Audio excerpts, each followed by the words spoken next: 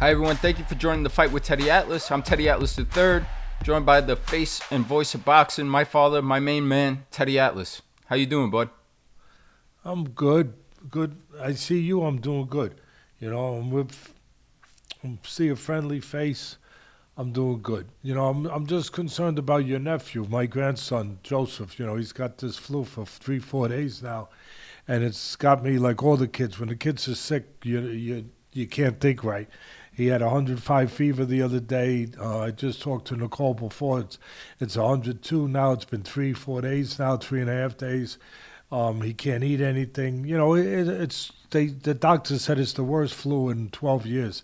That's a strain of flu that's very strong, and so I'm just concerned that he's going to get better. I know he will, and of course that Mara and little Adeline don't get it, and Nicole don't get it, and Jeff don't get it. I'm glad you're in Vegas. I'm never glad you're in Vegas. But this is when I'm glad you're in Vegas, because then you and little Teddy and Lana can't get it. At least can't get this part of it. I'm sure they have their own thing over there. So just praying my little buddy's gonna feel better. All my grandchildren are my buddies, and just praying that he's gonna be feeling better soon. And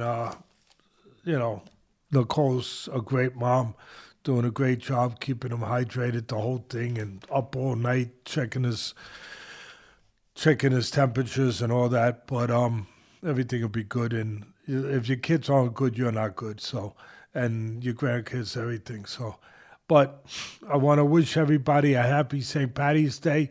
When this show comes out tomorrow, today's Sunday, because of my son, we now do Sundays. Yeah, who says we don't work on Sunday? Yeah, we do. When this comes out Monday, it'll be St. Patty's Day. Everyone's Irish on St. Patty's Day. That's the great thing about even Richie with the haircut over here. Looking good, Rich. So good hair. Even he's Irish. Everybody is Irish on St. Patty's Day. So wishing everybody a safe and happy St. Patty's Day. And then March Madness will be starting next week, which is... for me, it's the most exciting thing. It's better than the Super Bowl. It's the most exciting sports time of the year, unless you got big fights going on. But, as far as action, you got all the college teams, the best college teams in the country, playing in a 3-week tournament, all going up against each other. And if you like action, if you like upsets, you love March Madness. You love it. And if you're from Staten Island, guess what it means? Take a guess. More pools. Yeah, more pools. Yeah, more pools. We don't have enough freaking pools for the Super Bowl. Well, guess what? We got March Madness pools. All right, you got NCAA pools. You got pools up the gazoo. So, and then of course when March Madness is over, Staten Island being known for its little bit of tendency to like to wager. We'll put it that way. Like to wager on things like a couple of ducks walking across the street. Which one's gonna walk across faster? Whatever. After that, you got the baseball season, and you got a thing called the 13-run pool. What is that? What is that?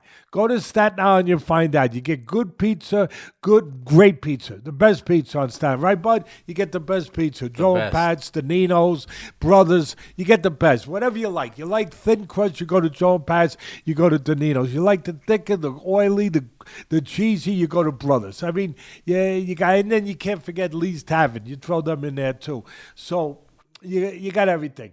You got the pizza, and you got pools. You got pools. You got boxes. So we're the box capital of the country. Enjoy March Madness. Happy St. Patty's Day. I'm going to throw out I don't know if it's a dark horse now, because for the first time in 25 years, it seems like they're back. They won the Big East. St. John's. Patino, he knows how to bring it's the same thing in boxing, same thing in basketball, same thing in football, same thing in baseball, but you were a top scout 15 years in the NFL. Coaching is important. It is important. It's not because I'm a coach, okay? It's not because of that. Coaching is important. You got to have the horses, but you got to have somebody who knows how to steer those horses, ride those horses, hit those horses at the right time. And Patino knows how to do that. He knows how to bring programs back. He's done it before. You know, he did it, I think, in Louisville and Kentucky. I believe he did it. I think he even did it in Providence when he first got started. But That's right. The guy's a born coach and a born winner. And here he is bringing St. John's back. So I'm going to say they're going to go to the Final Four. And look, before we go to the boxing, I can't leave out my team who's won 2 in a row. I'm not forgetting them. UConn. I talked to them. I did speaking with them for the last 3 years. 2 years ago when they won the national title, then they repeated. They're trying to three-peat. They've been having a tough time. What, they got 9 losses now? 9 or 10 losses for the year. 10 now. Yeah, they've been having a tough time. I'm gonna send them a video later. Yeah, I am. I'm gonna send them a video later, and I'll tell you a little secret. Don't let no one know, all right? Except for the 300,000 subscribers that might be listening in right now, and maybe a few more. And Richie, I know Richie, you got an army of people now that are subscribed to our show that are listening. And Ben, my man Bennett, who's doing all the editing now. I'm gonna, let's see, what was I just? I'm going to talk about where I'm going to tell UConn that we are not defined by our wins in life. See, we always talk about on this show that we want to connect the dots with life, the fight of life, not only boxing. Use boxing as a metaphor, as a landing strip for lessons of life. So here's my lesson, my little lesson for this week and for today. When I talk to UConn later, I'm going to say, listen, we're not defined by our wins. We are celebrated by them, but we're not defined by them. We are defined by what we do with our losses. What do we learn from our losses? That's what we're defined by. How we improve ourselves and where we go after our losses. How we behave when we've been down on the canvas. What do we do? All right, that's it. Let's go! Yeah, I look forward. Today is always a fun day, Selection Sunday. And we will see St. John's gets a 1 seat, probably the 2 seat. Like you said, it's been way too long. It's been fun to watch Rick Pitino bring them back. I think 25 years since they've been in the Big East Championship game. And we'll see where your Huskies get seated. So let's get into the action. The first fight during the week, live from Australia, we had the return of Keith Thurman versus Brock Jarvis. This was Thurman's first fight in over 3 years of inactivity. His first fight at 154 pounds now. Didn't waste any time. 3rd round, vicious knockout, landed a big left hook, paralyzed his opponent Jarvis, put together a beautiful combination followed by an uppercut. Thurman is back one time. What'd you think of his performance? What'd you think of his win? Listen, when I was doing Friday Night Fights and PPC came in, they're really the reason why we didn't have Friday Night Fights anymore. When Al Heyman came along with the deal for PPC to pay for all the programming, ESPN took it, NBC took it, ABC, CBS, I don't know who else, Fox. Everyone took it for a little while, you know, and ESPN took it. It wound up lasting about 2 years. We were doing, like I said, PPC boxing, and Thurman was one of their stars. And I, at that time, well, we're going back some years now, but at that time, I said that Thurman, somebody had asked me, who, Teddy, is going to be the next face of boxing? I said, I think Keith Thurman has a chance to be that guy back then. And I made a statement, a strong statement. I'm known for making strong statements, but I don't make, like, weak ones. That don't mean they're right, but they're strong. You know what I mean? They're not. They might not be right, but they're strong. And I said that I thought he was the most athletic fighter in the business. Pacquiao was starting to get older. I thought Pacquiao was tremendously athletic, and there were other guys too. But I thought that Keith Thurman might have been the best athlete out of all the top tier guys. And he had that signature fight. He had that unbelievable. Yeah, with Danny Garcia. Yeah, but no, he had that. But he had, for me, was with Sean Porter. He had that war on CBS. I think it was CBS on primetime. And when, like I said, when PBC Al Heyman was doing his thing, and trying to change boxing in the way he was to bring it to all the networks, free boxing for 2 years to all the networks. Then he was hoping it would blossom from there. And what a war that was. And he showed he could do everything. He could fight inside, he could box, he could use his legs, he could use his jab, he could do it. The one thing about Thurman, they caught him one time. Obviously, the one time, it's about promotion. It's about getting people's attention. It's about making money. It's about putting fannies in his seats. No, it is. And you got to get that name. So they came up with one time. And one time would suggest, I hit you one time, it's all over. I never thought Thurman was just one time. I thought he was all the time.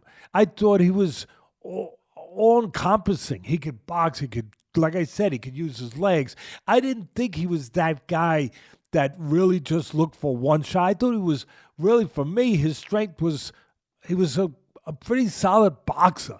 Yeah, he could punch. Yeah, he could punch, no doubt about it. But to me, it wasn't that signature name, that catchphrase name, which I understand why they did it, to get attention and to promote him. But I didn't think it fit him. I thought he was more the consummate boxer who could punch and who had the option of going inside, outside. He showed, yeah, he's been away. He's had injuries. He never became that face of boxing, obviously.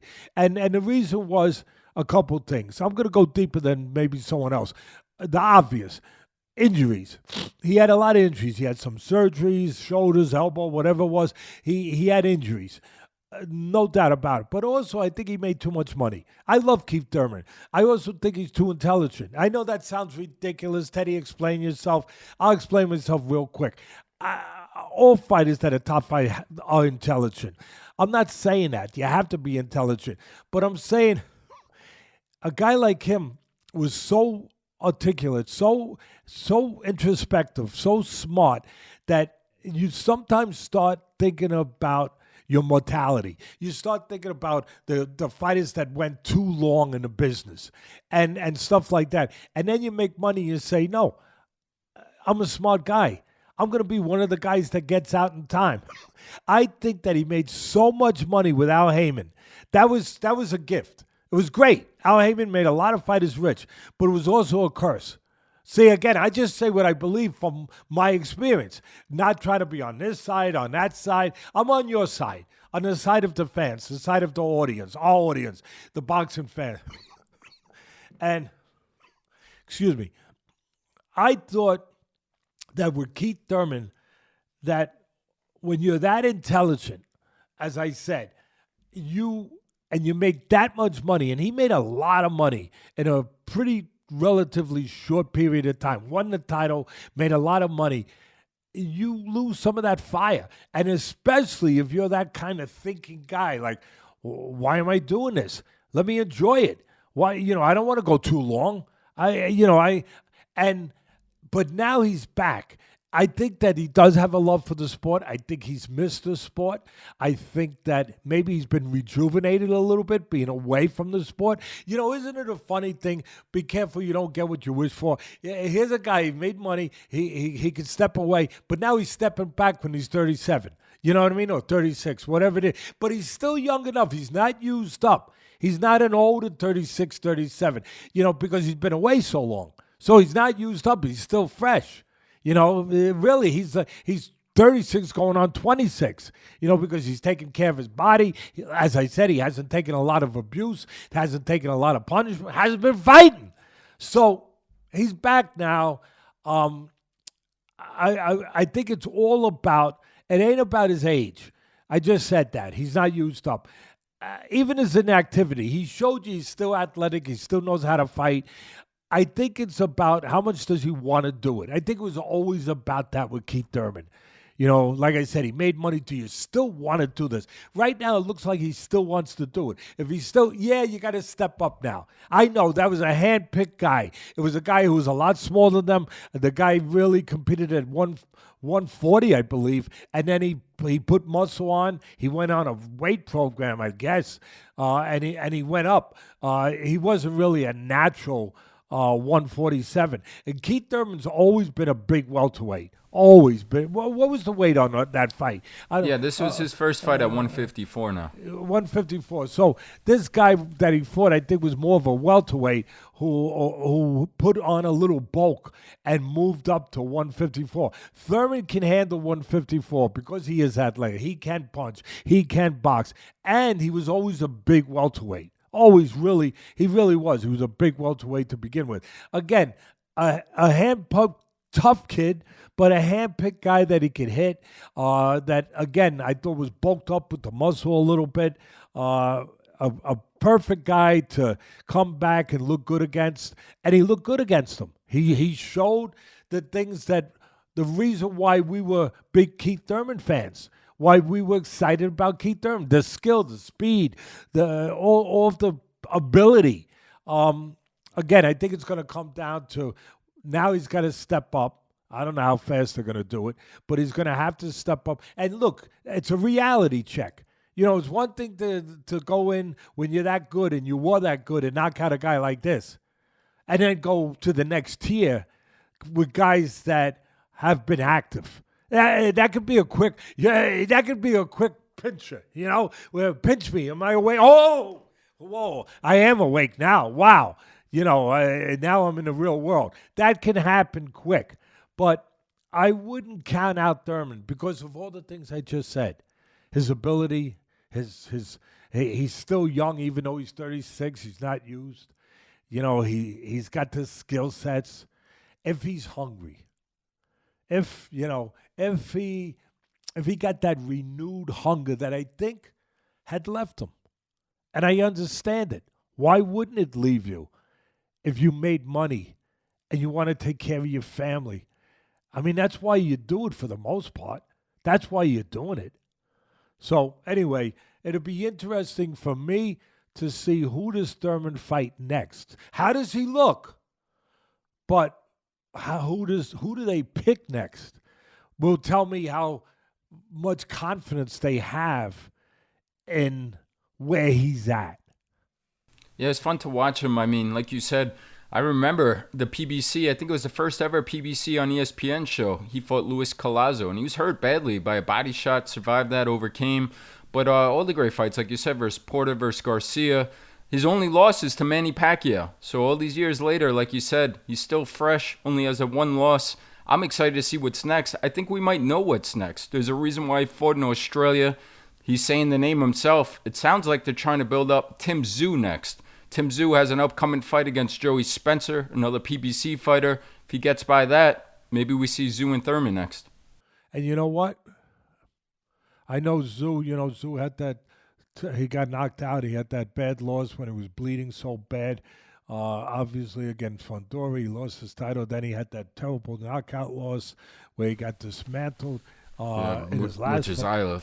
Yeah. Yeah, in his last fight. I leave it to you, but to pronounce it. I'm not dumb.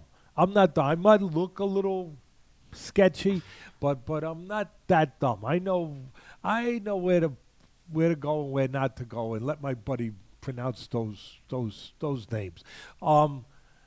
At the end of the day, that's an interesting fight with Tszyu. Because, again, Tszyu's coming off a bad knockout loss. He's got a fight coming up. If he gets past that, to see him and Thurman, I can see Thurman giving him trouble. I mean, Tszyu's there to find. You don't have to look for him. I like Tszyu. Tszyu's a good body puncher. He's going to have to go to the body if he fights Thurman. He's going to have to use his jab and take the outside away, the jab away from Thurman, because otherwise Thurman will float around, use that jab. And he's going to have to go to the body to slow Thurman down a little bit. It would be interesting. It really would. And Something, there's a lot of interesting fights on the horizon in boxing.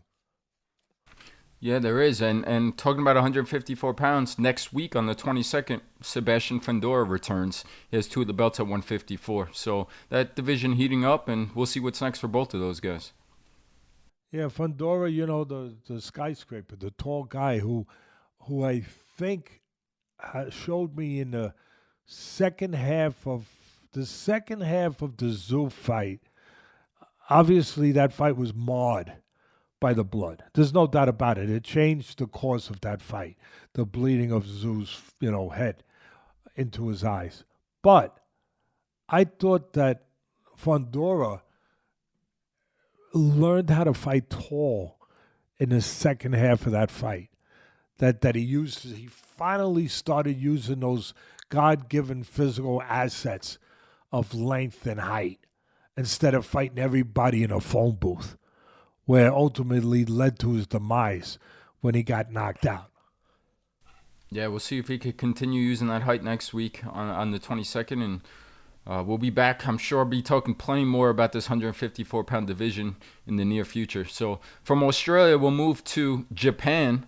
Another fight during the week. We had the little guys, a unified flyweight championship, WBA, WBC match, KenshiroTeraji and Yuri Akui.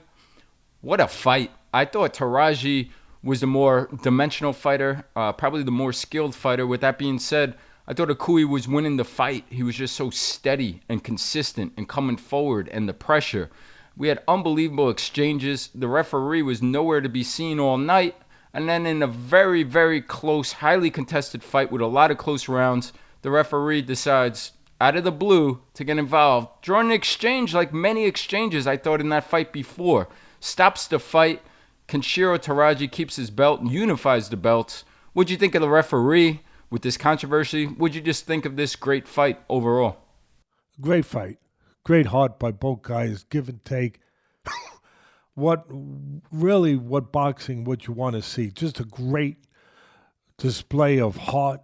Display of truly, like I often say, if you went to Webster's dictionary and you wanted to know the true definition of will, just watch that fight. It really was a testament to both men's will. It was a battle of wills, a battle of will and attrition. Both guys superbly conditioned, incredibly conditioned, great stamina. They kept going like little guys will go. Well, they went. They went like big guys, little guys, middle guys, whatever. But they just kept going back and forth all night long. And to your point, the referee you never saw him all night. And there was plenty of exchanges, plenty of back and forth where one guy dings the other guy dings the other guy, back and forth combinations, everything. They were doing everything. All night. And then all of a sudden the 12th there. Look, I won't go completely on slaughtering the ref. I will say this from a guy who's been in the business 50 years. When a guy doesn't protest, and Akui didn't protest the stoppage, that usually tells you something.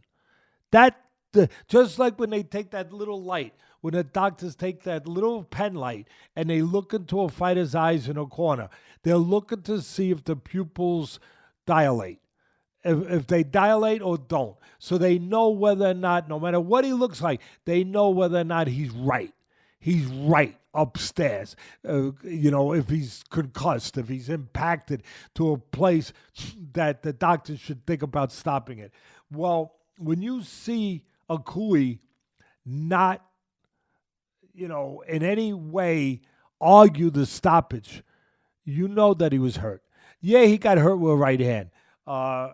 Teraji might have been, he was behind. He was behind going into, you'll give us the cards in a minute, but he was behind going into the last round. And he was behind 105, 104 on 2 of the scorecards, and he was up 106, 103 on the 3rd scorecard. Yeah, so he basically needed a knockout to win the fight. I mean, Well, if he gets a knockdown, he could win the fight on the other two scorecards with a 10-8 round. So I guess he could. But a he needed a huge round. He needed a round where he dropped him. He needed a round where he dominated, and he got that. He got the stoppage, being behind going into the last round. Again, he did hurt him. The right hand hurt him.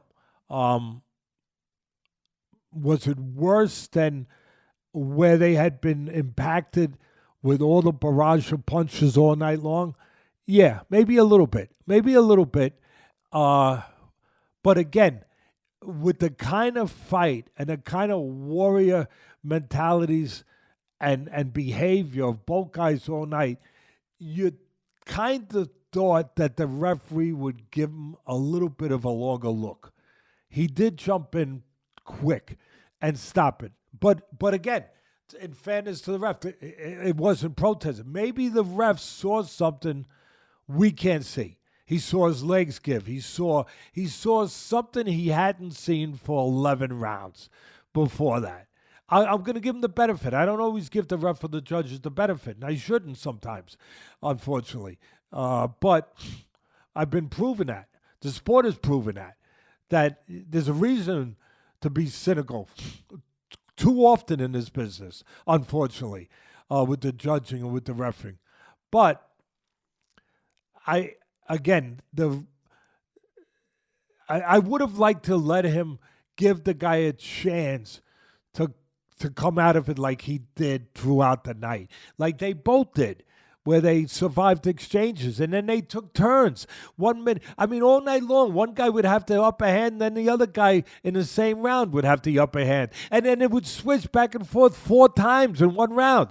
Ebbs and flows. That's what make great fights. I thought, to give you the analysis of the fight, I thought Akui looked to be physically bigger and stronger, but robotic. I thought he was a little stiffer, a little more robotic. I thought he was winning a lot of the early rounds. I thought the fight was very close, very close. I thought that there were rounds back and forth, but I did feel like Akui, and the judges obviously felt the same way, that he had an upper hand, that he had a slight lead in the fight, which obviously he did. I thought that he was using the right hand well. He was strong. His dimension was one dimension, to go forward, to back up Teraji. That was his game plan, but that was his style. You could see it. That's his style. In your business, bud, in football, you would call that running back. If you were doing a profile, an analysis, a scouting report on a running back, I've seen your reports. They were unbelievable. You would say, this guy's good at running downhill. And if we did a scouting report on Akui, he would be good at running downhill, at pushing guys backwards, at moving the man back, keeping him moving back, coming forward. That was him. And he did that for the most part all night. And when he did it, it worked for him. And when it didn't work, it didn't work. What I mean by that is, that's his dimension. That's what you're getting. And when it works, it works. And when it doesn't, he gets caught because he is one-dimensional. He is right in front of you. And both guys were easy to find. You could use that saying I used to use that Mickey Duff gave. They both get insulted if you miss them. The great Mickey Duff used to say that. That was a great saying. And neither one of them was shy of getting hit. They were both there to find. But I thought Teraji was more dimensional. He used his legs in spots.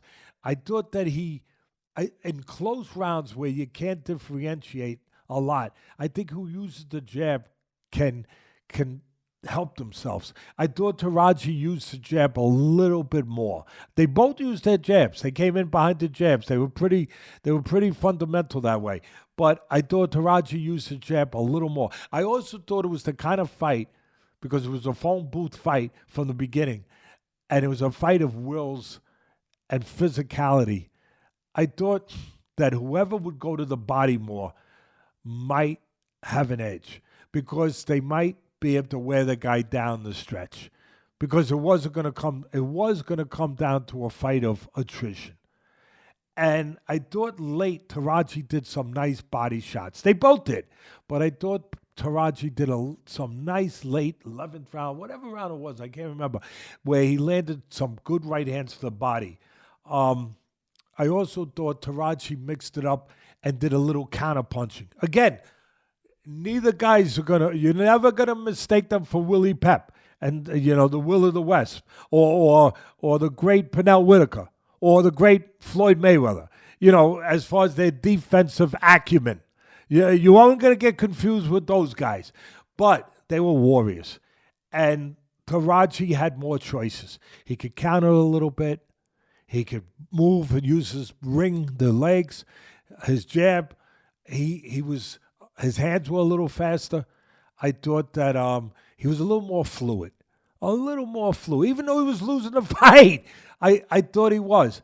And then he knew message was received in his corner. It must have been. I don't speak Japanese, but it must have been received, because he came out ferocious. He came out hot. He came out fast in that 12th round. And he hurt Akui early with the right hand. Right away. Hurt him right away. Caught him with that right hand and then kept putting the punches together.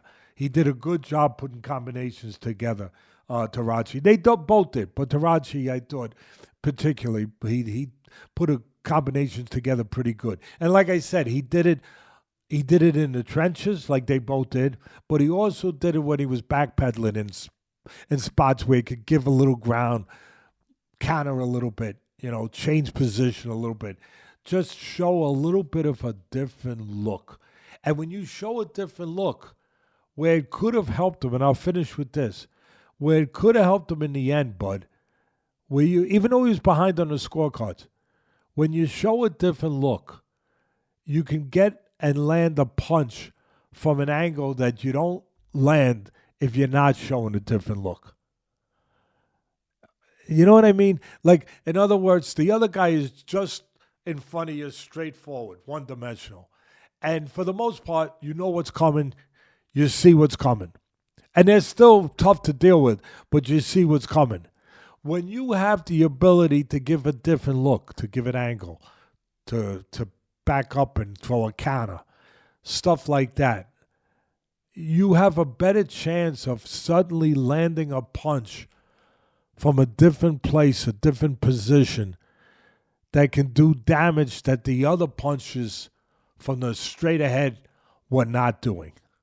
And I think that might have been a little bit to the point where suddenly that right hand did the damage that it didn't do for the other 11 rounds. Also wear and tear, just a cumulative punishment. Both guys took so much. I mean, they were beating each other up. They took so much. Anyway, great fight, tremendous fight. I don't know if you're going to get a rematch. I don't know what they're talking about with that. But you've been seeing a lot of great fighters come out of Japan. You always had a lot of top little guys, smaller weight guys, obviously come from the Orient, come from Japan. I mean, they were always known for having dominating most of the smaller weights. But they also have been putting out really good fighters. I mean, just that is starting to get their recognition, where years ago the little guys didn't get the recognition. But then you had guys like Chocolito came around, not Japanese, obviously, but you had Chocolito come around. You had, these different guys come around. And then, of course, Inoue, has really put the small guys, even though he's been moving up a lot of weights, he did put the small weight classes on the map. Anyway, it was a tremendous, tremendous fight. Junto Nakatani from Japan, smaller guy as well. Now KenshiroTeraji. I hope we do get the rematch. I saw the fight the same way you did. I thought you described it perfectly, but The 7th round, that action was unbelievable. The 11th round, the action was unbelievable. The whole fight, you can't stop that fight in that situation. I hope we get it. I hope we get the rematch for this one. I was trying to show both sides of why you might stop it, but I can't argue with what you. I can't argue with you. If you feel that way, I don't know how I feel. Other than the guy didn't argue.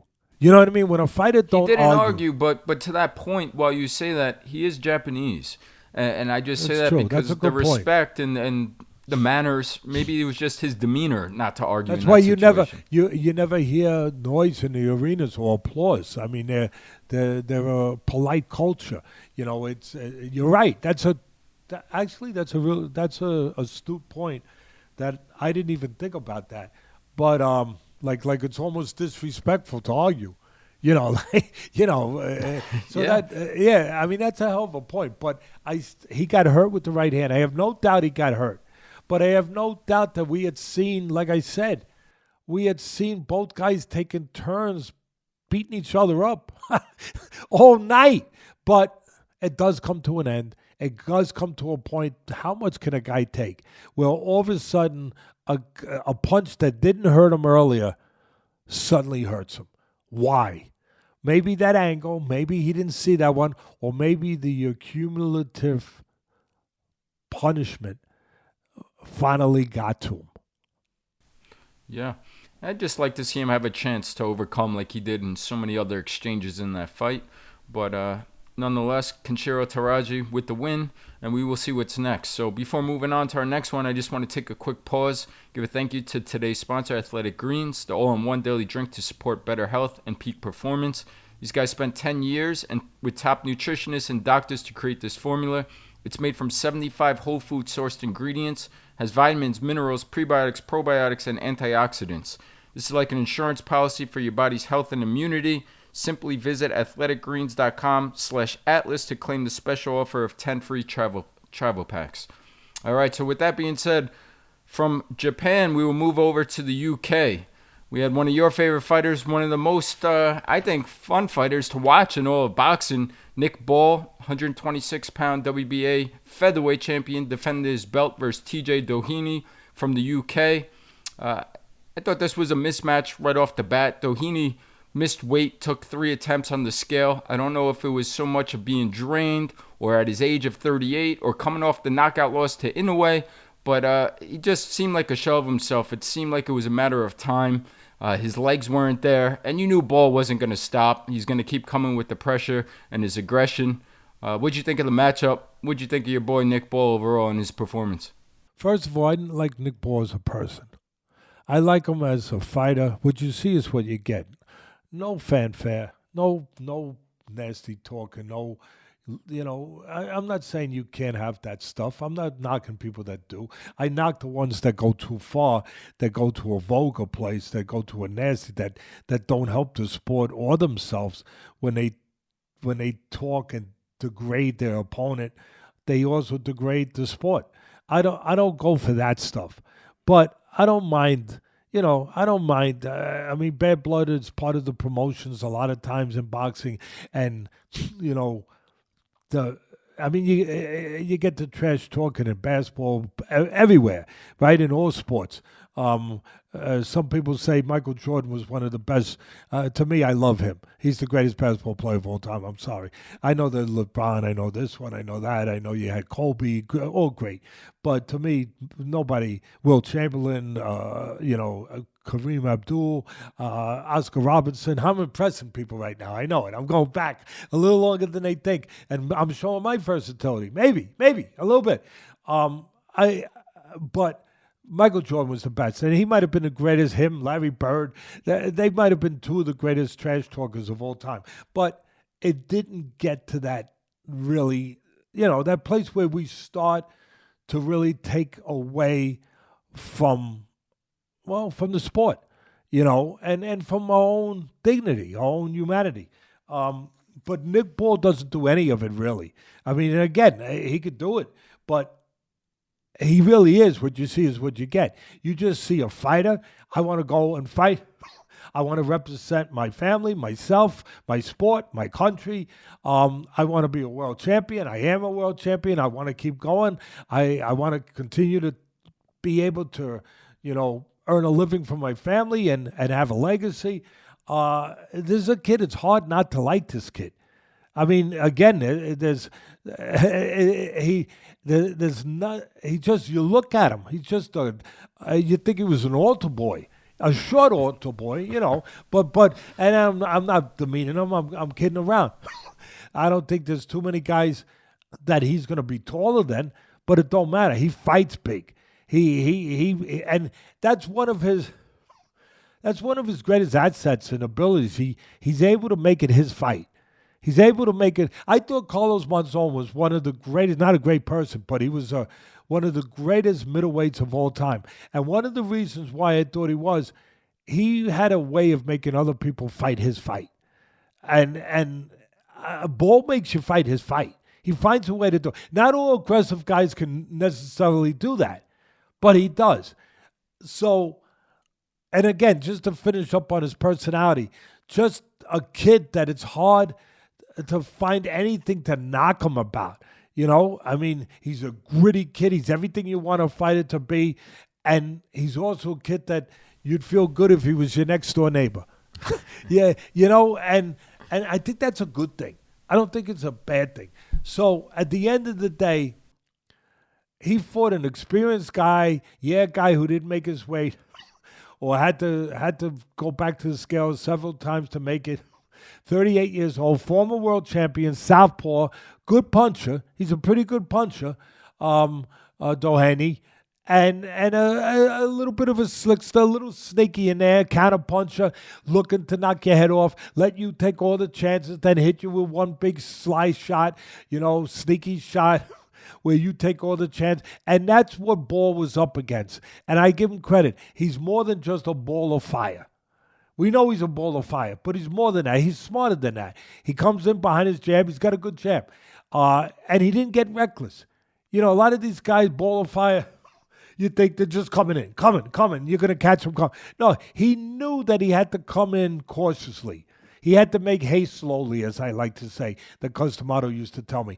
He knew that there had to be science attached to the aggression, attached to, the wanting to get to the guy. He had to get to the guy under control. So he came in under control. And you could see it in a lot of the early rounds. He really got his motor going late.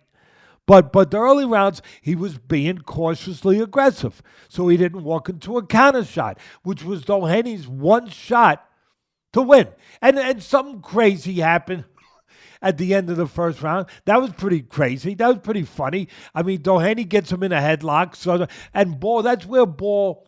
he's the kid that will come and knock on your door for a cup of sugar. You know what? He'll come over, excuse me, can I borrow a cup of sugar? Nice kid, but you better not go and have your dog crap on his lawn. Yeah, no, really, because you do that, now he ain't going to be the nice kid next door. You get him in a headlock, he ain't going to be the nice kid. Now you're going to see the fight apart. And listen, a lot of people are going to say I'm defending him. I'm telling you what I like, what I saw. This is fighting. This is not the opera. This is not Friday night at bingo with your grandma. It's not any of those things. This is fighting. And he grabbed him in a headlock, Doheny, and what did Ball do? He kicked him. He kicked him. Yeah, like, freak you. He kicked him. Now, the referee, if it was the ref from last week in the Patty Donovan fight, he would have disqualified him. It would have been over. He would have DQ'd him right there. Thank God it wasn't that ref. Thank God it wasn't that ref. That ref should be freaking investigated. But I said that enough already last week. He gave him a kick. Later on, he did have a point taken away because he didn't let Doheny mess around with him. He's a fighter. And he threw him, he tossed him to the ground. Doheny was trying to grab him on the inside, do little things that experienced veterans do when they know that they have to pull out tricks from the hat because they can't beat the guy, if everything is even. They got to find something. They got to come up with something because they're an underdog for a reason. They're 38 years old, former champion in the home country, hometown of the champion. They know that they got to pull something out of the hat. So they try little things to frustrate the guy, maybe do this, do that on the inside that maybe we don't see.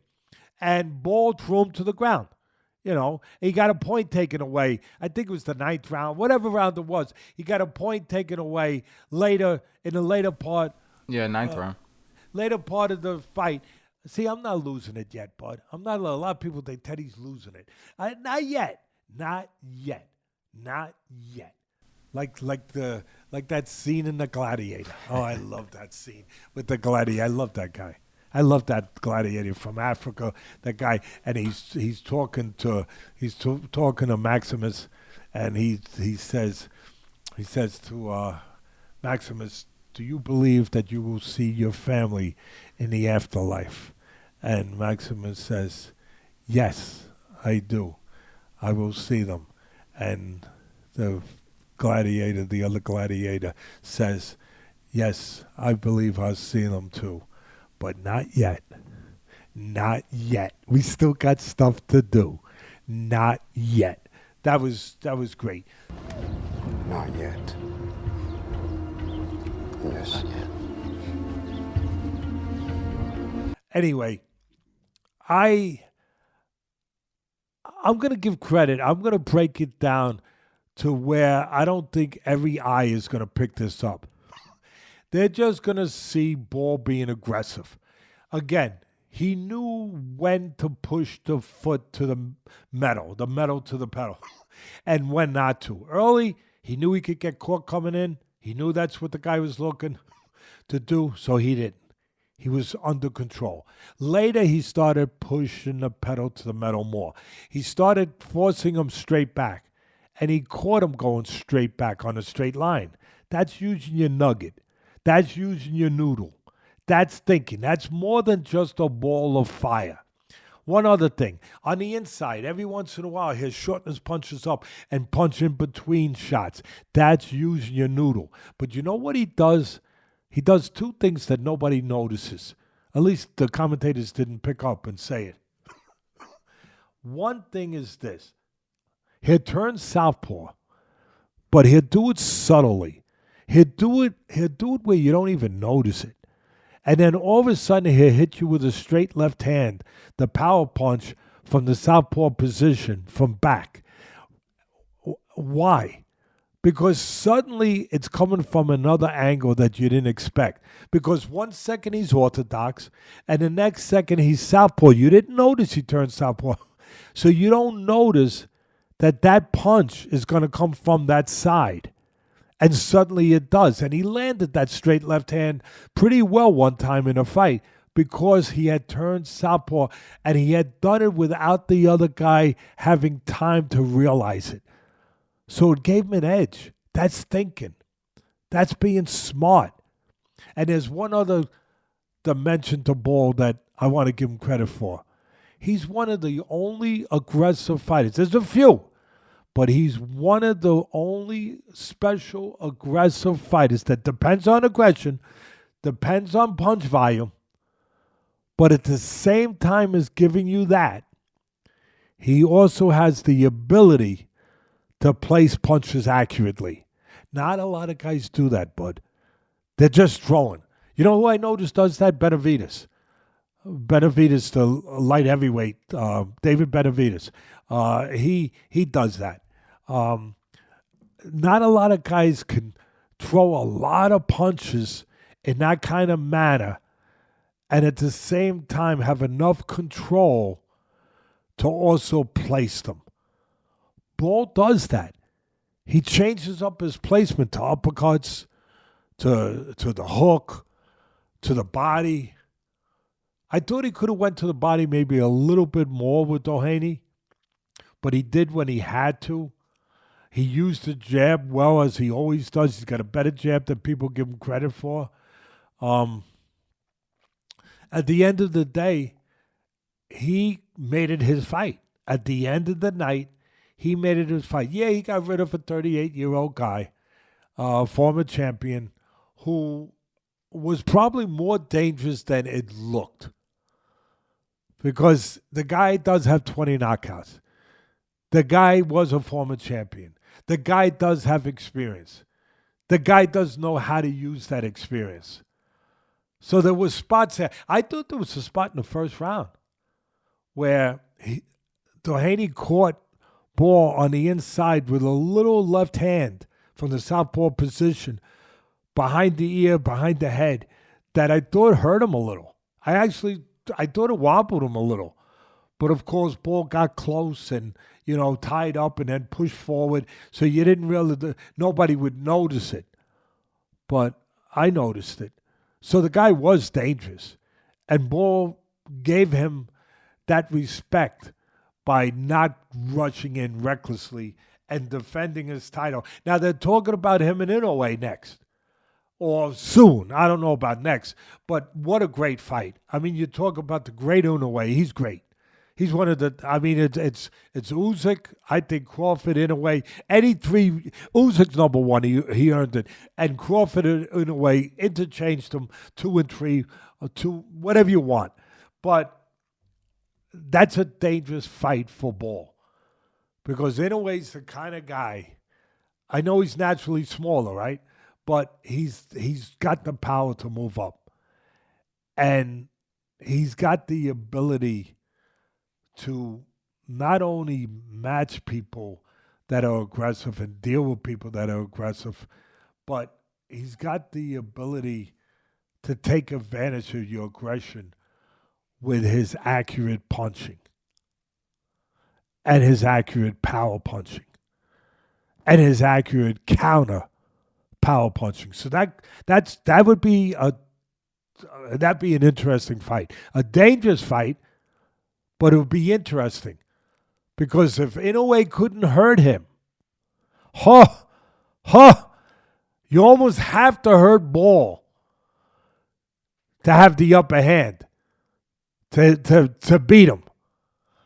Anyway, that's hopefully that's up to snuff, that breakdown to the fans out there. Yeah, the fans, you guys, and the audience, the good people out there that we do this for. That my son says, no, Dad, we got to work on Sunday because they want it up a day earlier. And listen, we're still doing the live streaming. My buddy's gonna put it up there when we're gonna be doing the next live streaming. We still want to do Q&As. We still want to do more interacting. My buddy's on top of all that, getting that all figured out. And there was a fight. I'll wait till you get to it, but I'm a little anxious. I'm not the most patient guy in the world. But there was a fight that I was watching it, and if we had been live streaming, if we had been doing the interactive wagering, which we're going to be doing at some point, where we're going to be doing live stream wagering, live action wagering during rounds. If we had been doing that, you got to trust me. Boy Scouts honor.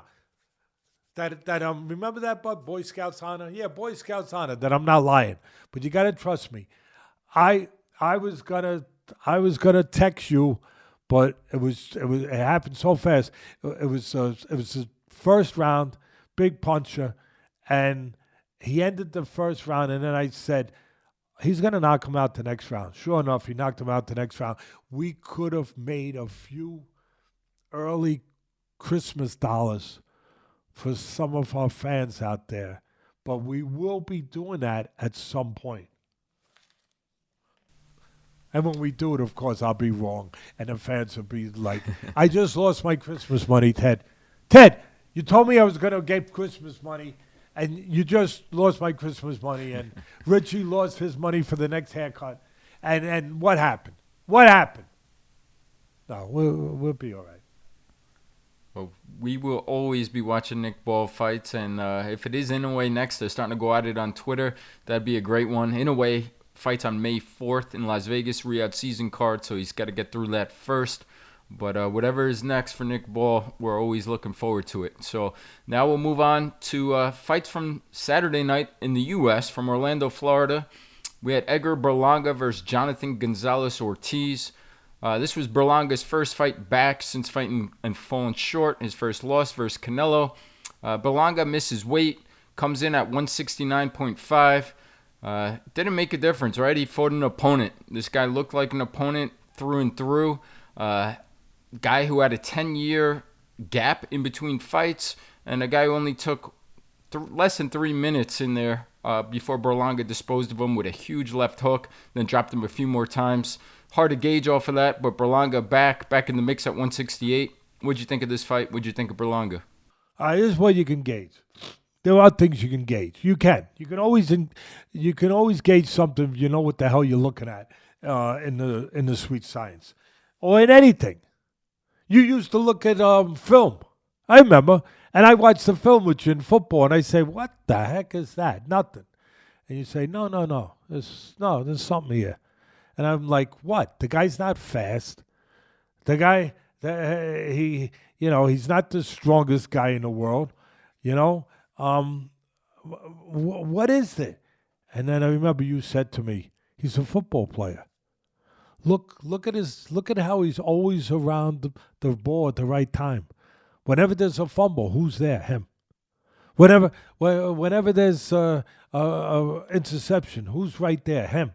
His instincts, his football instincts, make up for what he might not show on film athletically. And same thing with this sport. If you know what to look at, you're going to pick up certain things. First of all, the obvious. Berlanga's big. I don't know how he's going to keep making 160. He's not making it. He was 2 pounds over, whatever he was. I don't know what it was. But, right? Yeah, it was 169.5. All right, so a pound and a half. Listen, I don't know. He said he was sick. All right, I'll take his word for it. That he had to eat more, he had to drink more, he had some sickness. There is a flu going around. We just talked about your nephew, my beautiful grandson, sick. So, yeah, maybe that was it. I'm not going to say it wasn't. But he's big. I mean, forget about the weight. I don't care about the scale. I look at my eyes. You know that old saying, the eye contest, the eye test. He is huge. He looked huge against Canelo. He looked huge against Ortiz. To me, I'm looking at a light heavyweight. And a guy that I think could go up to light heavyweight because he can punch. I would think his power would travel. So, but I also think Berlanga's a guy who's all about, it ain't physical, it's mental. He knows how to fight. I thought it was always mental with this guy, not always being as sure of himself as he acts like he is. And there's a lot of that. There's a lot of that in life, that just because a guy acts like he's sure doesn't mean he always is. I thought that from the beginning that Berlanga was a talented guy and a guy that really, I always talk about 75% is mental. He falls into that category where if he makes it, it ain't going to be, if he don't make it, it ain't going to be because he didn't have the talent. It's because the mental part, where again, confidence, being as sure of yourself as you need to be in that chamber of truth. I thought that, like all of us, he privately struggled with that at times. But to his credit, he got the job done. And he got to where he got to. And then he fought Canelo. He lost probably every round, or just about every round. He got dropped. He got off the floor. He showed hard. But he showed more than a lot of people thought he was going to show. I thought that if he had a little more confidence going into that fight, a little more experience seasoning going into that fight, he would have done even better with Canelo. But he survived. He did good enough to get what all fighters have to get, confidence. I thought that he left that fight a better fighter. That would help him. That would be what the doctor ordered. If you go to a doctor and you need more energy, he gives you a B12 shot. Give you a little more energy, a little more red blood cells.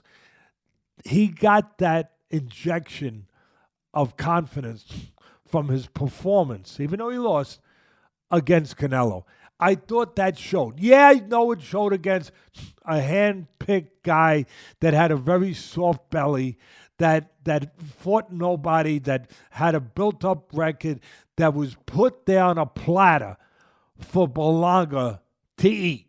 Yeah, I get all that. You don't have to, I get it. But I also get that Berlanga, was more confident. Part of it, he knows he's in there with this kind of guy. I understand that. But he was more confident from the experience he went through with Canelo. I believe that. And he showed he's a puncher. And the early part of the fight, right away you knew it was a problem for Ortiz. First of all, you knew that he was a built-up guy with his record. And like my son said, he had a gap of 10 years. I mean, that's a long time. You know what I mean? That's a long time. That's kind of like the sad stories you hear about, the man leaving the house to get milk. And then, he comes back 20 years later. You know what I mean? Where did you go to get the milk? Where'd you go? And so Richie's shaking his head. I love Richie. As I tell these stories, he gets into it. He's like, that's terrible. He left to get milk and comes back 20 years later. 10 years out of the ring. So you knew that Berlanga was supposed to take care of him. Here's the good news. And then I'll get to the bad news. The good news is he did it the way you want him to do. He got rid of him in one round. That he did it, and he did it sensationally, and he got rid of the guy. I mean, Mike Tyson on the way up used to fight guys that you're supposed to get rid of them. The good news was he got rid of them, and he got rid of them the right way, the way good fighters get rid of guys, in a sensational way. Now, the bad news from the first bell was this. Ortiz was right there, and he was getting hit. It was good, bad news. What do I mean by that? He was getting hit single shots. Just single shots. But he was taking them. He was showing heart. He was showing a good chin, Ortiz. He was taking those shots, not purely clean, but good enough where you said, wow, this guy, there's a little, a little something to him. He's taking some shots. They were single shots that he could see. The bad news, the good news was he was taking them. The bad news was he was getting hit with them. He was right there in front where all you did was this. Bop, bop. You had a heavy bag where you could hit him and place shots on him. That was the bad news. And then what happens? Berlanga does a Mickey Ward on him. He hits him the left hook to the body. Nice short little hook. Bop. Little delay. It was pretty good. Little delay. Bop. The hand drops a little bit. The right hand that protects the chin dropped. Bop. Short little hook. Man, it was a nice hook. It was nice. It was beautiful. It was short, 4 or 5 inches. Short little hook. And you know why it knocked him out? He never saw it. The other punches he saw. Why didn't he see it? I'm going to tell you why he didn't see it. It was short, but he was throwing his own hook. Ortiz was starting his own left hook. And as he was throwing his own left hook, Bud, his eyes were concentrated on that. Like he was seeing where his left hook was going. He never saw where Berlanga's left hook was going. And it caught him. And he didn't see it. And he got knocked out. That's it. That is the anatomy of a knockout. Right there. There it is. That's the anatomy of why that knockout took place. Body, dropped the hands a little bit, short hook. The other guy's throwing a hook. He hooked with him. His got there first. The other guy never saw it because he saw where he was trying to land the hook. That's where his eyes were. He didn't see nothing else. He got taken out. Now, I'll finish it with this. Let's see Berlanga. He'd been off, right? He'd been off for a little while, so he comes back. I know you could, if you want to knock him, you could say he should have came back with something a little better. All right, forget that right now. He came back. He got rid of this guy. Now he's got to fight something better. Either fight somebody better, a lot better, or fight, go and fight a big fight. That's what we want now. You went in there with Canelo. You showed you that level. Now fight. We want a big. What's the big fight? Plant. One of those guys. Those are One the of guys. those guys. Yeah, they're calling each other out. Plant's calling him out. He said some not the kindest choice words after the fight, calling out Plant. So maybe that's it. He also said on his wish list he would like Munguia. Munguia is supposed to fight Bruno Saras in a rematch. Could be Munguia. He mentioned Charlo. But the one I want to see is Caleb Plant. And that division's heating up. We got maybe Christian Mabelli fights Diego Pacheco, right? Hamza Shiraz might move up to 168. So the one thing he doesn't have right now, Edgar Berlanga, on his record or his resume, is a big name win. And that's what he needs. No, 100%. And look, let's say it's Plant, right? Let's say it's Plant. I'll give you my nickel analysis. Nickel. You only pay a nickel for this one. It's not the dollar one. It's the nickel one.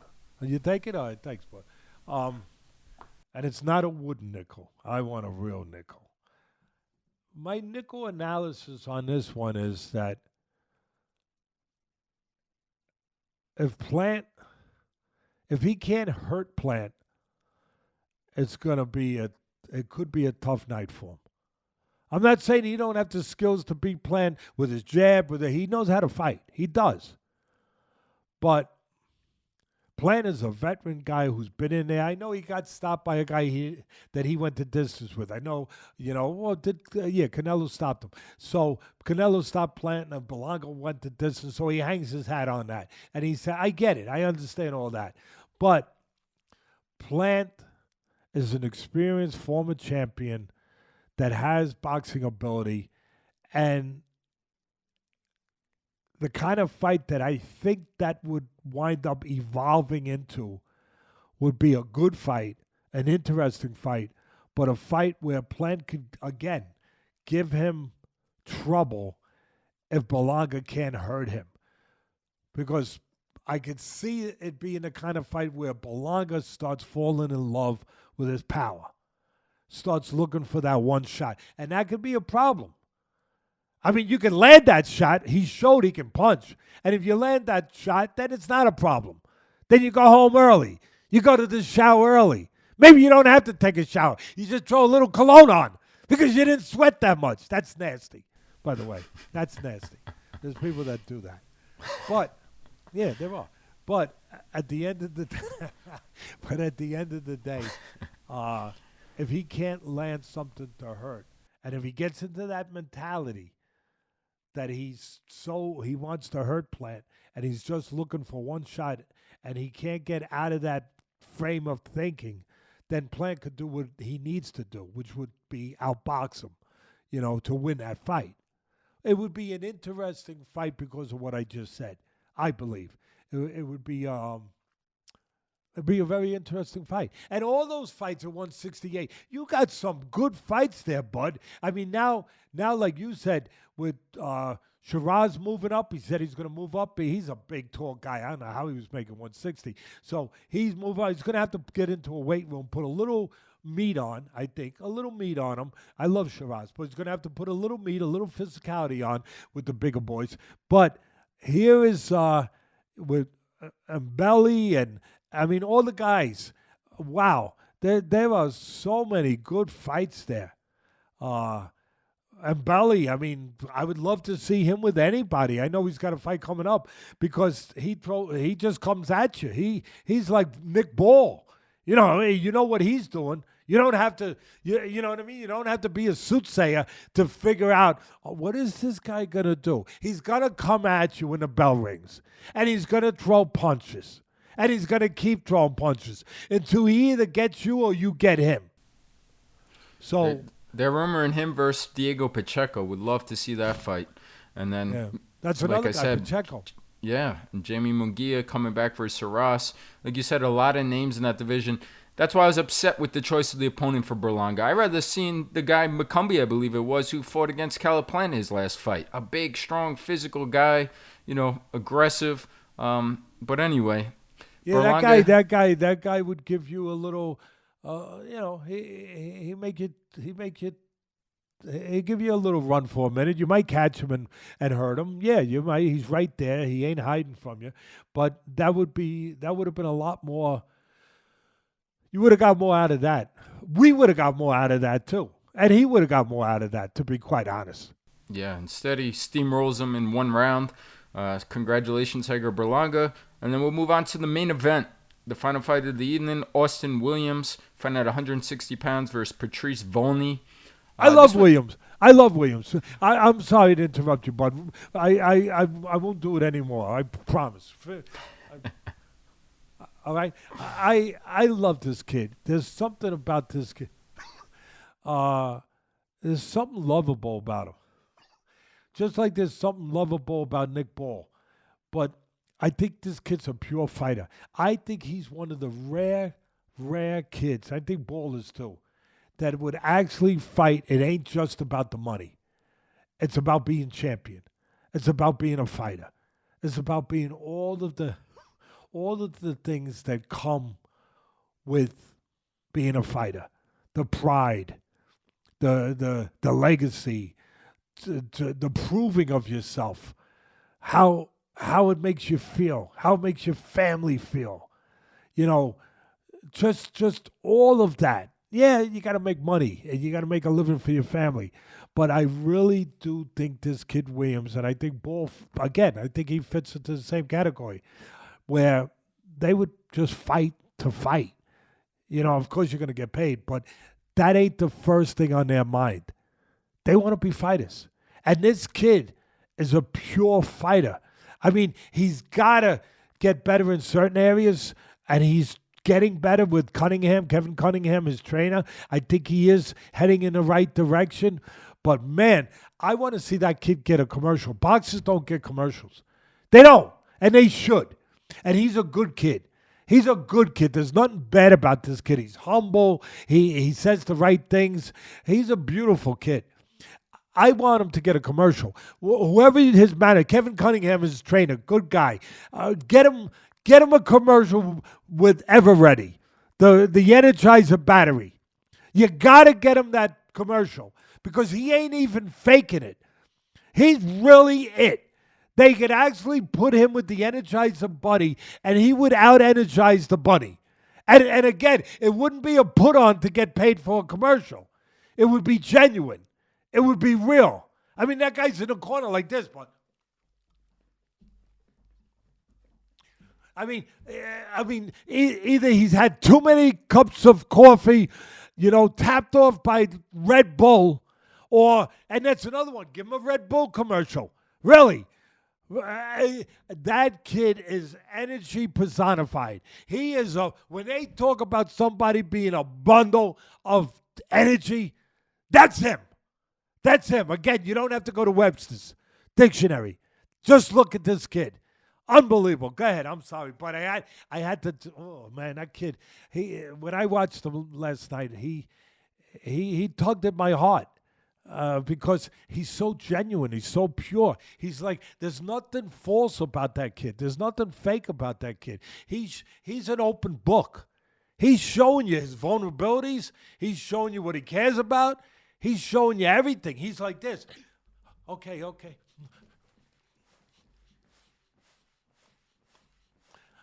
I mean, oh man. But you got to harness it. He's the kind of kid that, and it showed. He can have too much heart and energy for his own good. He can run into punches if it's not harnessed. And Kevin Cunningham's trying to do that. His trainer, his experienced trainer. If that's not harnessed, he's the kind of kid has too much heart. He'll just go fight you. He'll just go fight you when you shouldn't just go fight a guy. You should move and you should pick your spots. You know, you should do like we always say with the Kenny Rogers song. Know when to hold him. Know when to fold him. Know when to walk away. I don't think this kid Williams ever listened to that song. He doesn't know when to walk away. He's learning a little bit. Well, he's trying to learn. Yeah, everything you're saying, I could see. He was so humble after the fight. It does seem so genuine. And we spent some time around him. He was on that 5 vs. 5 card in Saudi Arabia. Same thing. What you see is what you get. He fell up short that time versus Hamza Shiraz, but it was good to see him bounce back. This is his second fight win now since coming back from that loss to Shiraz. I thought it was a really competitive fight, very intriguing fight, stylistically made for a really good matchup, right? The Southpaw Ammo Williams. I think the make room in that jail. Make room in that jail cell for those other judges that we want to put in there. Make room. Make a little extra room to put a couple other judges that had it, 118? 118, 110. Yeah, we're running out of room for these guys. 118, 110, not acceptable. It's way too wide. With that being said, I did think the right man got the decision in Ammo Williams, just much closer than the 118, 110. Much closer. The 116, 112 was even a little wide, and then the 115, 113 is probably more of the way I saw it. But the Southpaw Williams, the more dimensional guy, the better movement, the better boxer, more skilled. But Volny, busier, for sure. Much busier. And Volny, long, wiry, strong, steady, pressure and coming forward. I wanted to see more dog in Volny. I wanted to see more urgency. I wanted to see more juice to him. I wanted to see him take more chances. And there was some opportunities and some openings there to catch Williams. And I thought he could have did more. But in the end, credit to Ammo Williams. What'd you think of the fight overall? And he's back in the picture now at 160 pounds. Excuse me. I jumped the gun. I told you what I thought about him right from the start. But I'll go down the road to more control. I'll try to be what Williams needs to be. More controlled, more patient. Not just a bundle of energy. I'll try to be a little more cerebral. And I will... I saw in Williams an energy-packed kid, as I already said, that throws a lot of punches. He's a southpaw. He's very game. He's very hungry. He's very, very intent on being the best he can be and being a champion. He's obsessed with that. Really, more than making money. He's obsessed with, he wants to be a champion. And I think, I want to see this kid become a champion. I didn't think Volny got any credit, near the credit he deserved for what he was doing. They both had opposite styles and approaches. Williams, very busy, quantity. Volny, not busy, patient, the opposite of Williams, but quality. He was placing shots. If patience is a virtue, in the case of Volny, it might have actually been a detrimental because he was too patient. He was patient where I understood it, where he was looking to take advantage of Williams being reckless, throwing too many, time him, and he did.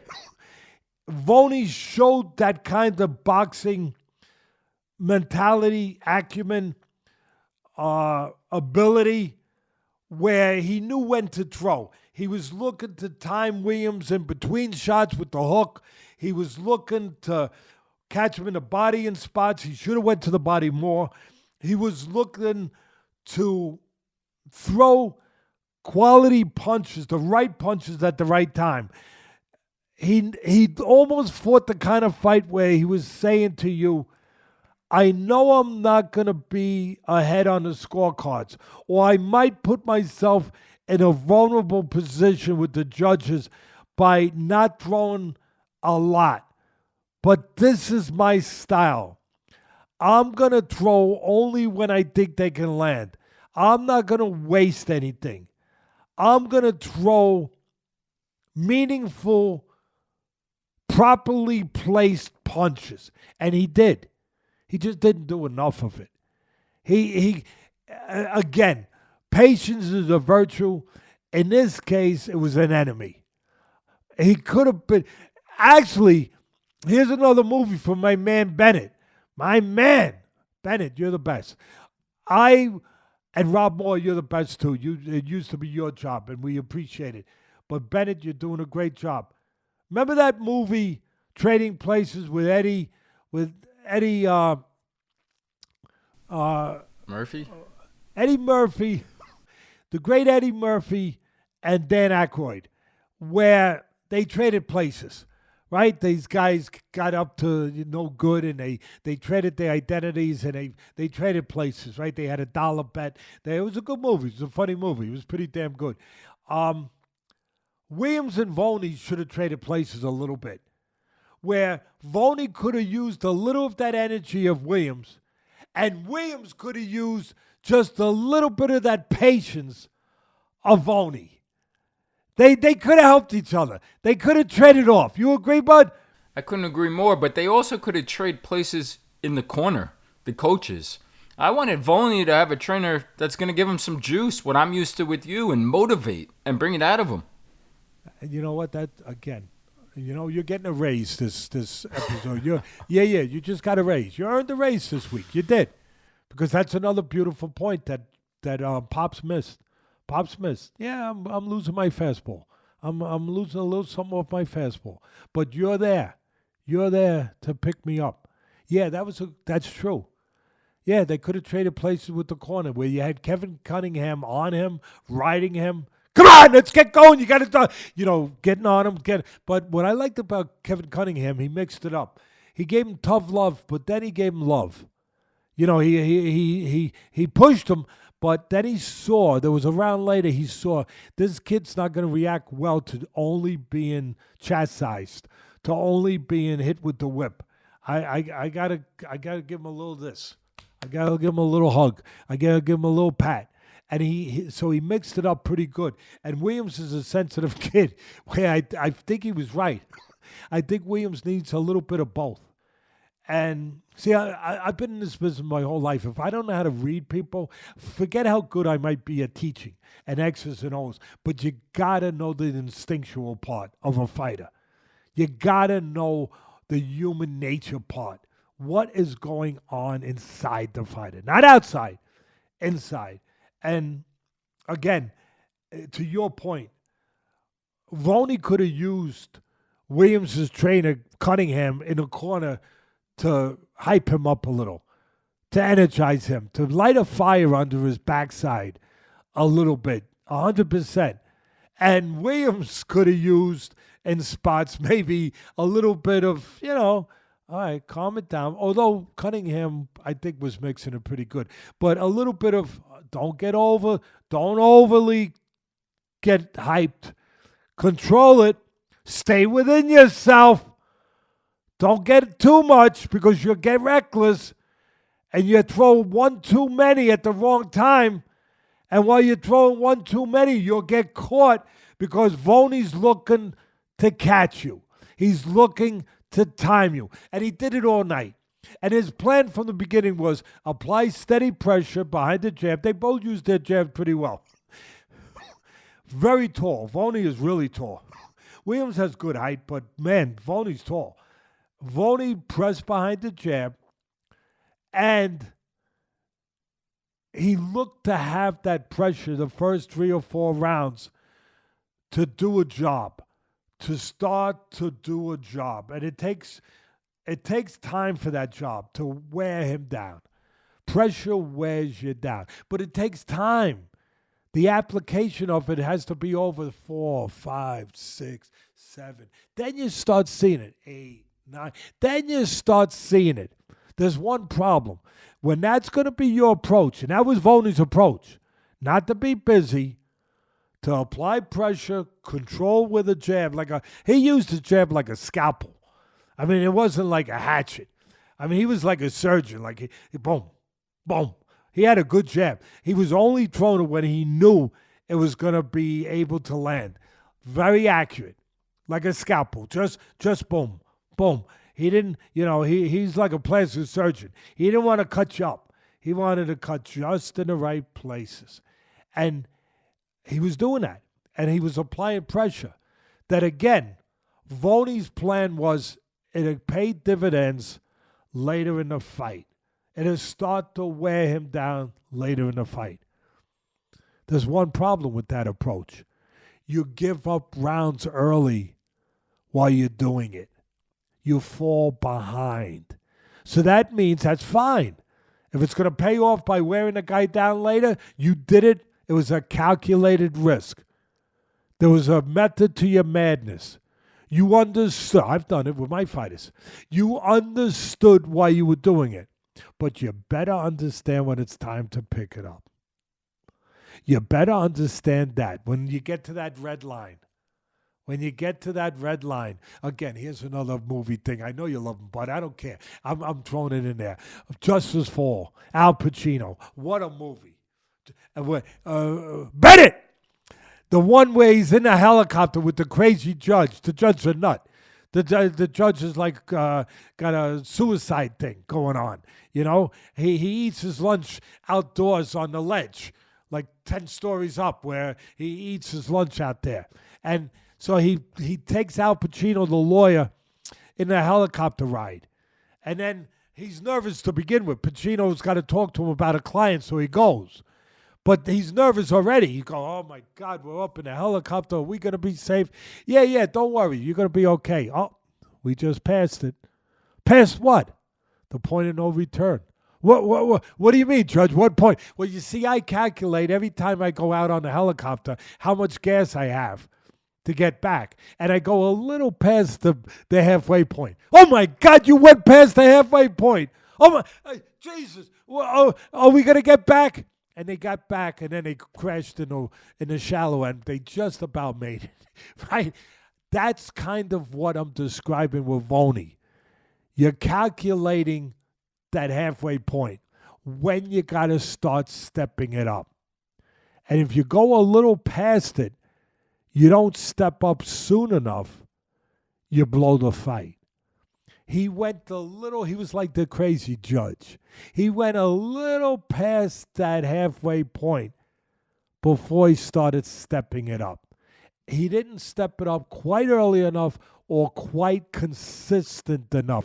Either way, I want to give him his due. I thought it was a close fight.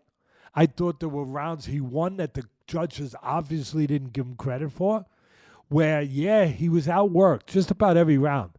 But there were rounds where he outlanded the other guy, where he landed the more telling punches, the cleaner punches, which is the criterion for professional scoring.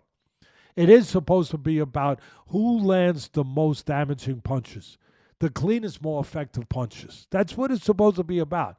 I thought there were rounds where Volny landed. He got outworked, but he landed the more cleaner, effective punches in the rounds, and he didn't get credit. He didn't get, maybe the 115, 113 gave him a little credit, but the other two guys, I don't know what the freak they were watching.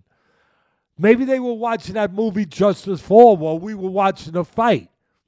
Maybe they were watching that. I hope you enjoyed that, fellas. I hope you liked Al Pacino when he was younger. But you sure as hell didn't do your job in the ring, because Volny deserved more. Yeah, Willliams deserved to win, but that was a closer fight, much closer, much closer than Volny was ever given credit for. So at the end of the day, Volny's approach, contrasting styles. You know, he was a guy that was just going to place punches. Willliams was going to throw punches. The guy who threw, he placed some too, Willliams. I'm not going to say he didn't. But at the end of the day, I'll give credit to Willliams on this. When he had to win a round, I thought there were rounds that got away from him late, where, again, Volny was starting to come on, starting to get momentum, starting to, again, land the cleaner shots, the more telling shots. But every time Willliams got to a little bit of backed into a corner, if you will, when he had to do a little more, he did. When he had to all of a sudden pull out a round, he did. He's got a lot of heart. He's got a lot of energy. again, if Kevin Cunningham can just keep that controlled, there might be a title in his future. And I don't think we've seen the end of Volny. Volny is a dangerous opponent for anybody. He's tall. They both cover up real well. That's their defense for the most part. They put the earmuffs on. I mean, man, they go into that peekaboo cover up, especially Volny. He reminds me a little bit of. Winky, right? What the heck? Wink. Yes, there you are. See, Richie, make sure he gets a bonus this week. Yeah, I thought the same thing watching the fight. The size and, just what you're saying, the cover up, the high guard, like Winky right in, and not really trying to block the punches, catching them more off of the guard. Yeah, well, blocking him, but he's not catching him the way some people are going to say, oh, Teddy, he wasn't catching. He was blocking him, catching him on arms. Yes, right. Yes, I understand, but I understand what you mean. I just want to make sure that our audience out there, they can be vicious. They can be a little vicious sometimes. They're good, though. They're good. You know what they're like? Here's another movie. They're like the Gremlins. Just don't feed them after midnight. Yeah, that was a really good breakdown. That was an intriguing, competitive, close fight, and I think a good breakdown internationally all across the board, right? We had UK, US, Japan, Australia. So hopefully the viewers enjoyed it, and we want to, before signing off, any final words? Crumpets, baby. As soon as you start talking about stuff across the pond, even a little bit across the pond, to some of my favorite fans. I love you. I love all the fans out there, but crumpets. And some Guinness, too. I hope everybody has a healthy and a happy St. Patrick's Day. And a safe one. God bless. See you guys next week. Yes, sir.